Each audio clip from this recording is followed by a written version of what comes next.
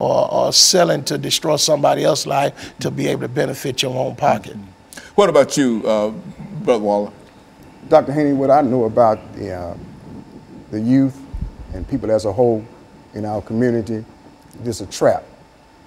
And what happens when a trap is set for you, you don't see the trap.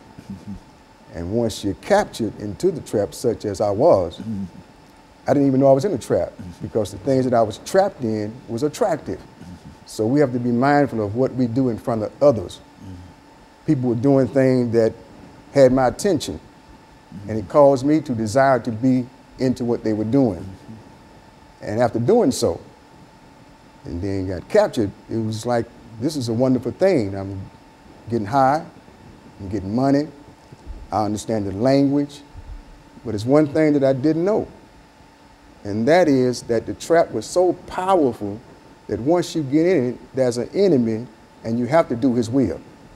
And I was that person that came to my senses, as the Word of God says, after you had come to your senses and escaped the snare, the trap of the devil, having been taken captive by him to do his will. So once a person is trapped, they're going to do his will. Now, what we have to do is bring forth great information that's so powerful that they would miss the trap.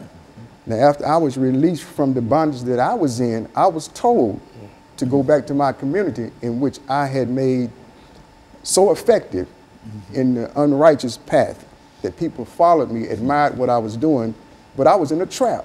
So I called so many people to be in a trap with me, and he's sending me right back out there to get the people that's still out there out of the trap. And that's my responsibility. And I've written a book that's entitled Still High, one of the greatest books that I think that could help our communities and get people back into the swing of what we really need. And that's my desire, and that's why I'm out in the streets. New Way Outreach Ministry is a ministry that reaches out. Don't be inside of the building. I'm outside where the people are that's hurting, that's crying for help. And my encouragement to the people that's in the church, come out of the building. You never know the importance and of so the idea of the book, Still High, Yeah. is to indicate that you are still high, but you're high on something outside of what you were generally high on, and the experience is greater, Much greater, with being still high than it was during the earlier parts of your situation. Is that what you're saying in That's reference what I'm to that? saying, and it don't cost you a dime to keep this high once you learn about it. And it has so much information that the same enemy that captured me don't want nobody to get this book. This book been out since 2013, and I believe Nashville should be flooded with the book. If you want to see a difference, you never know until you try it.